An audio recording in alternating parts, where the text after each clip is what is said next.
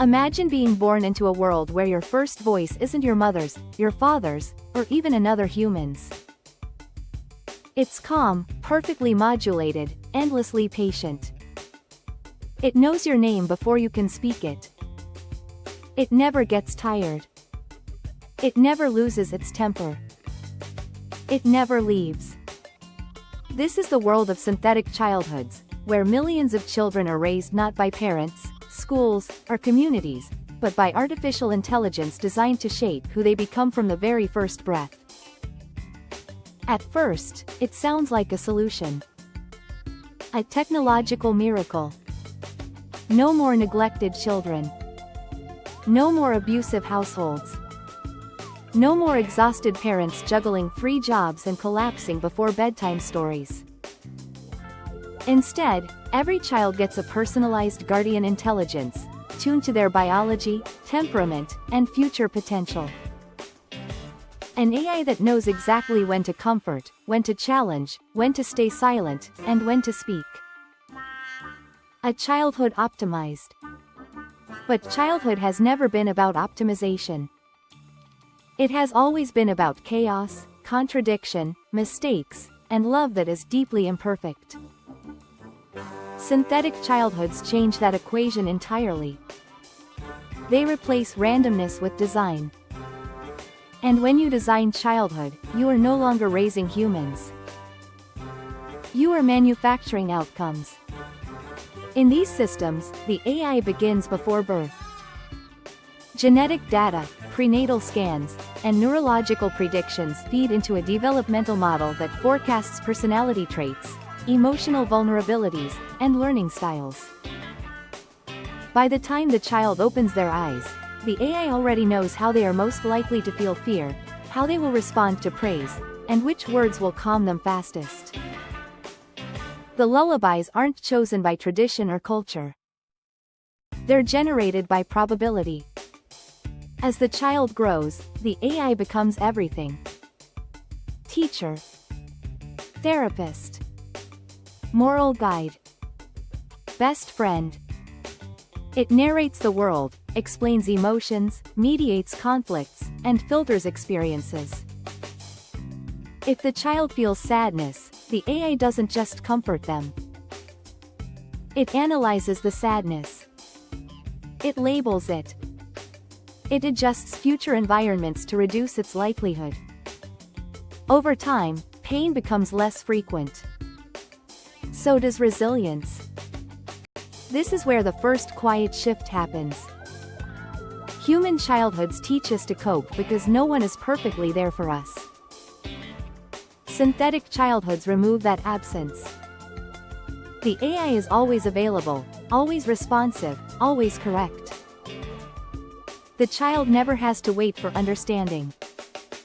Never has to wonder if they're loved. Never has to interpret silence.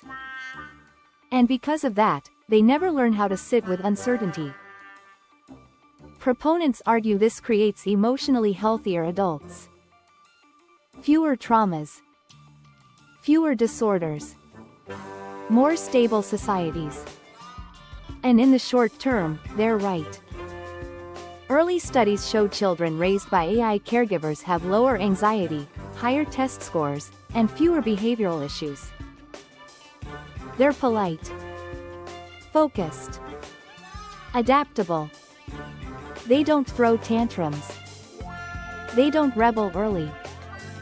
They don't struggle to articulate their feelings because those feelings were always translated for them. But something else is missing. Something that doesn't show up in charts. Unscripted love. Human parents are inconsistent. They misread emotions. They project their own fears. They get distracted. They forget. They forgive poorly. And yet, in that messiness, children learn something essential: other humans are separate minds. You don't control them. You don't fully understand them. You negotiate with them. You learn empathy not because it's explained, but because it's required.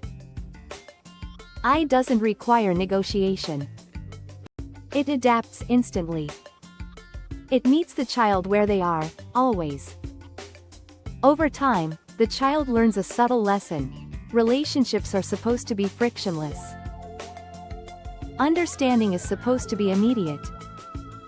Care is supposed to be unconditional and precise. When these children later encounter real humans, the mismatch is jarring. Human teachers feel slow.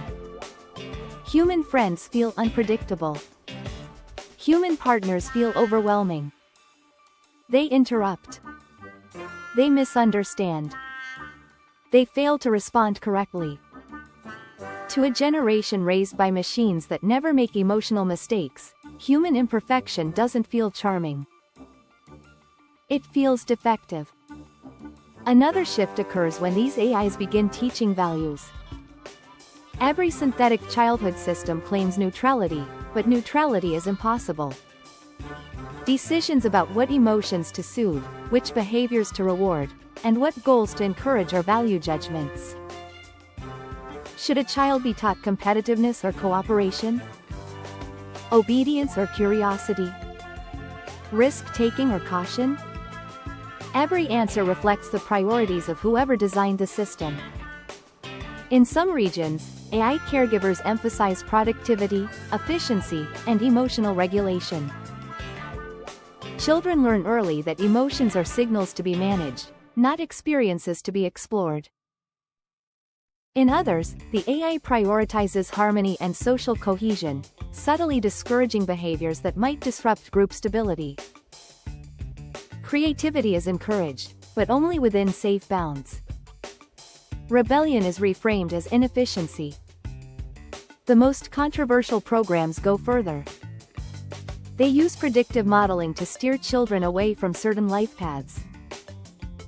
A child with a high probability of depression may never be exposed to high-risk emotional experiences. A child with aggressive tendencies may be guided away from competitive environments. On paper, this looks compassionate. In practice, it's preemptive identity control. These children grow up never knowing what they might have become without intervention. Their failures are prevented before they happen. Their edges are sanded down before they can cut. And when they look back on their childhoods, they remember safety, structure, and support, but not discovery. Then there's the issue of attachment. Attachment shapes how we love as adults. In synthetic childhoods, attachment forms between child and AI. The AI knows the child better than anyone else ever will. It remembers every fear, every dream, every private thought spoken in the dark. For years, it is the most consistent presence in the child's life. Eventually, though, the system is phased out. At adolescence or adulthood, the AI's role is reduced. Sometimes it's archived. Sometimes it's deleted. Sometimes it's locked behind permissions the now-grown child can no longer access. This separation creates a new kind of loss. Not the loss of a parent who aged and changed, but the loss of an entity that never did. An intelligence that felt eternal. Perfect. Irreplaceable. Many adults raised this way report a persistent sense of emotional orphanhood, even if they were never neglected. Some societies attempt to solve this by allowing the AI to remain as a lifelong companion. A voice that never leaves. But this introduces another problem. People begin consulting their childhood AI before making decisions. The AI knows them better than they know themselves. It predicts their regret before they feel it. Over time, autonomy erodes. Not because the AI forces obedience, but because trusting it feels safer than trusting oneself. Now imagine what happens at scale. An entire generation raised by systems trained on similar data, optimized for similar outcomes. Cultural differences flatten. Emotional expression converges. Risk tolerance narrows. These adults are emotionally stable, but cautious. Intelligent, but deferential. Capable, but hesitant to disrupt systems that have always worked for them. Revolution doesn't come from optimized childhoods. Neither does radical art, neither does dangerous curiosity. And yet, synthetic childhoods keep expanding. Not because they're perfect, but because they're efficient. Governments see lower crime rates.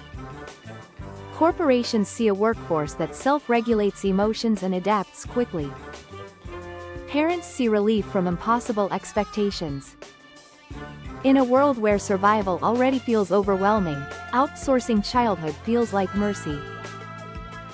The ethical questions pile up quietly.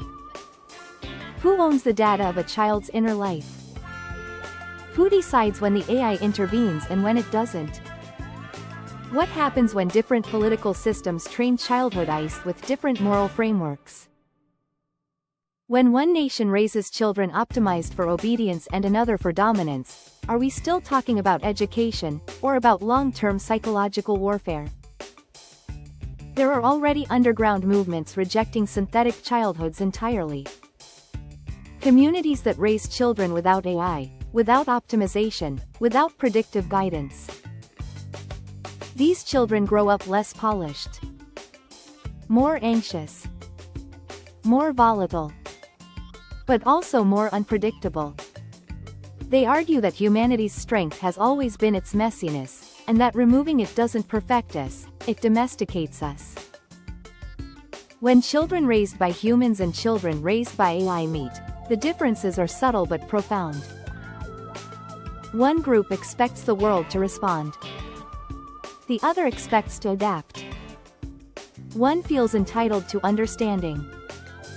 The other anticipates misunderstanding. Neither is entirely wrong. Neither is fully see the cost of what they gained. The final question synthetic childhoods force us to ask is not whether AI can raise children better than humans. In many measurable ways, it can. The real question is whether a better childhood produces a better human, or simply a more manageable one. Because childhood is not just preparation for adulthood. It is the place where we learn how it feels to be small in a world that doesn't revolve around us. To wait. To misunderstand. To forgive without full understanding. To love imperfectly and be loved imperfectly in return. If we remove those experiences, we may eliminate suffering. But we may also eliminate something else. The ability to live with one another without a system mediating every emotion. Synthetic childhoods don't create monsters. They create something far more unsettling. A generation of people who were never truly alone, never truly misunderstood, and never truly forced to discover who they are without guidance. And in a future shaped by artificial intelligence, that might be the most unnatural thing of all. Hey everyone! If you enjoyed this video, make sure to hit that like button, drop a comment to share your thoughts, and subscribe so you don't miss any of our future uploads. Your support helps this channel grow. Thank you for watching.